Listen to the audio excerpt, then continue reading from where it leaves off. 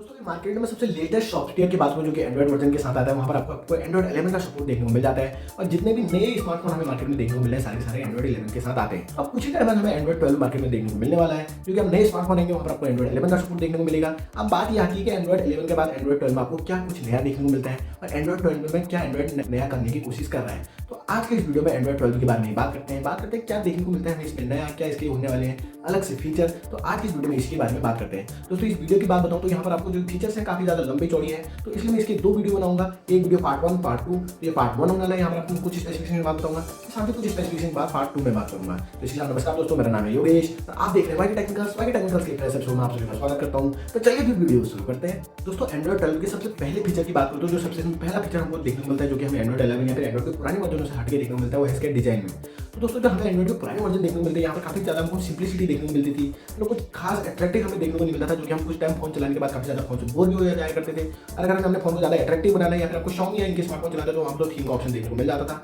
लेकिन कई सारे फोन में आपको थीम का ऑप्शन तो देखने को नहीं मिलता है, तो वहाँ पर आप कभी ज्यादा बोर हो जाते थे। फिर आप अपने फोन को रूट करके या फिर कुछ और करके किसी थर्ड पार्टी ऐप से अपने नए थीम्स इंस्टॉल करते थे, जिससे काफी ज्यादा बोरियत होती थी, साथ ही साथ फोन काफी ज्यादा बेकार भी लगने लग जाता था।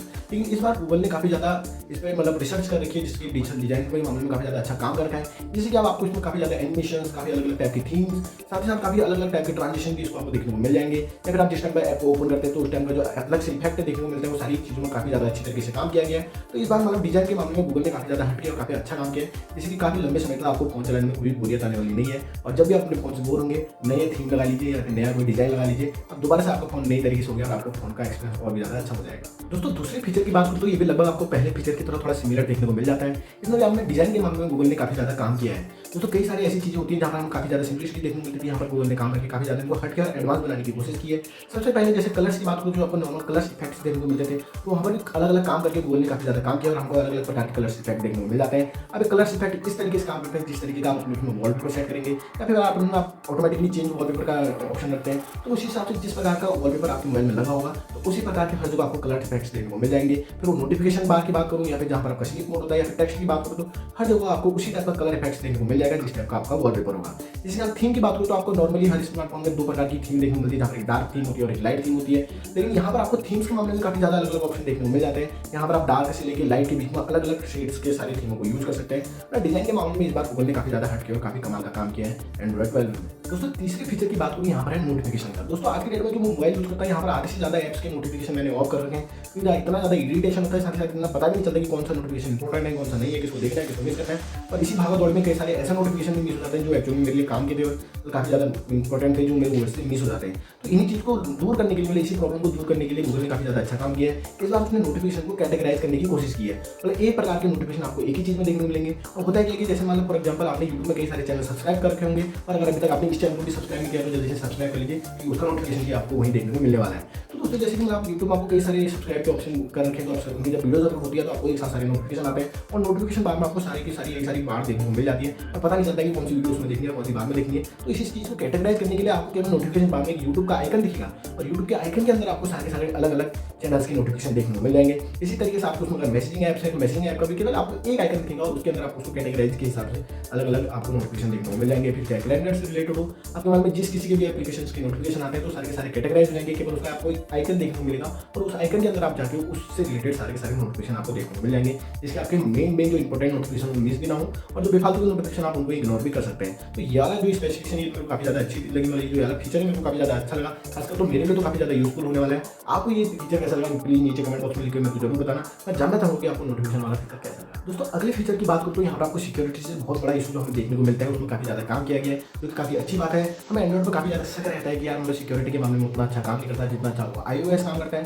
तो इस बार भी इसने अपने सिक्योरिटी के मामले में काफी ज्यादा अच्छा काम करने की कोशिश की है, जिससे हमें कोई दिक्कत देखने को ना मिले। तो हम जितना भी अपने मोबाइल फोन में वेब यूज करते हैं, तो वहाँ पर कई सारी जगह ऐसी होती है जहाँ हम अलग अलग पासवर्ड और अलग अलग यूजर आईडी से वहाँ पर हम यूजर आईडी को यूज करके हम लॉगिन होते हैं। तो इसी चीज को सिंपल और थोड़ा मतलब सिक्योर बनाने के लिए गूगल ने खास पर ध्यान दिया है कि वहाँ पर आप यूजर आईडी और पासवर्ड डालते हैं तो उसको अच्छी तरीके से सेव कर सके, और जब भी आप उसको रिवाइव करने की कोशिश करें तो आप एकदम से रिवाइव कर सके। दोस्तों सबसे सिंपल वाली बात समझने की ये है कि जब भी हम किसी भी वेबसाइट पर जाते हैं और वहाँ पर पासवर्ड और जब भी वहाँ पर यूजर नेम आईडी डालते हैं, तो वहाँ पर हमें ऑप्शन आता है कि यहाँ पर आप इसको रिमेंबर या नॉट रिमेंबर करके ऑप्शन आता है, जहाँ से कि आप दोबारा जब रिमेंबर का ऑप्शन कर देंगे तो जब भी आप वहाँ पर दोबारा से एंटर करने की कोशिश करेंगे तो आपको पासवर्ड डालने की जरूरत नहीं है, गूगल डायरेक्ट से वहाँ से आपके थ्रू पासवर्ड डाल देता है और आप डायरेक्टली वहाँ पर एंटर कर जाते हैं। लेकिन समझने वाली बात ये है कि वो उस वेबसाइट पे ये चीज़ें डाटा सेव नहीं रहती, ये डाटा सेव रहता है गूगल के पास। गूगल आपकी मदद के लिए ये चीज़ें कर देता है, लेकिन इसमें काफ़ी ज़्यादा खतरा रहता है कि कहीं गूगल का डाटा लीक हो गया तो वहाँ पर हमारे पासवर्ड्स होगी या फिर यूजर आईडी होगी, वो सारी भी लीक हो जाएंगी। तो इन चीज़ों को सेव बनाने के लिए गूगल ने इसमें काफ़ी ज़्यादा काम किया है, जैसे कि आपका डाटा सेव रहे, आपके पासवर्ड हो गए या फिर यूजर आईडी होगी, ये सेव रहे।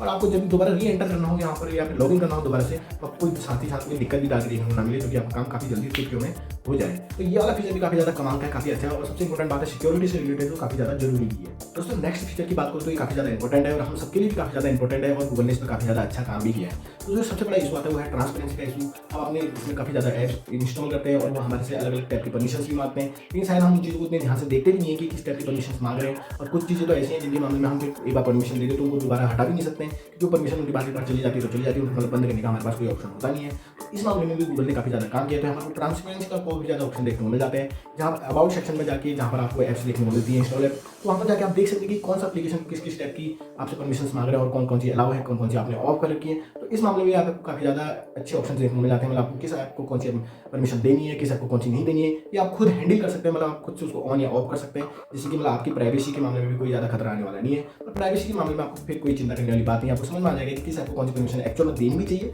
किसको एक्चुअल में वो चीज़ें देनी भी नहीं चाहिए। मतलब जैसे हमारे कई सारे गेम्स होते हैं, कई सारी ये चीज़ें होती हैं, या आपके कॉन्टैक्ट्स की भी परमिशन मांगती है, फिर आपके कैमरा की परमिशन मांगती है, आपके बाइक के परमिशन मांगती है। तो किसी गेम में तो ये चीज़ें चलती है जहाँ पर उनकी जरूरत है, लेकिन कुछ गेम्स ऐसे होते हैं जहाँ एक्चुअली उनकी जरूरत भी नहीं, लेकिन फिर वो ये परमिशन मांगती है, क्योंकि आपके फोन का सारा डाटा उठा के ले जाती है और फिर उनको अच्छे खासे दामों में बेचती है। तो इन चीज़ों से रिलेटेड भी काफ़ी ज़्यादा अच्छा हो गया, जहाँ पर आप उसको ऑटोमेटिकली हैंडल कर सकते हैं। मतलब जो परमिशन उसको देनी है वो दीजिए, जो परमिशन उसको नहीं देनी, आपको लगता है कि इसको देने की जरूरत है, तो वहाँ पर आप उसको खुद से ऑफ कर सकते हैं। तो इस मामले में गूगल ने काफ़ी ज़्यादा अच्छा काम किया है। दोस्तों इसी के साथ आज की वीडियो में इतना ही। वीडियो को आगे लंबा नहीं करते हैं, क्योंकि वीडियो काफ़ी ज़्यादा लंबा हो जाता है, क्योंकि काफ़ी ज़्यादा इरिटेटेड हो जाता है, लोग ठीक तरीके से वीडियो देखते नहीं है, समझते नहीं है, फिर लोग उतना टेंशन भी नहीं देते हैं। तो इसलिए इसका सेकंड पार्ट आने वाला है, जहाँ पर मैं इसके अदर स्पेसिफिकेशन और अदर फीचर्स के बारे में बात करूँगा।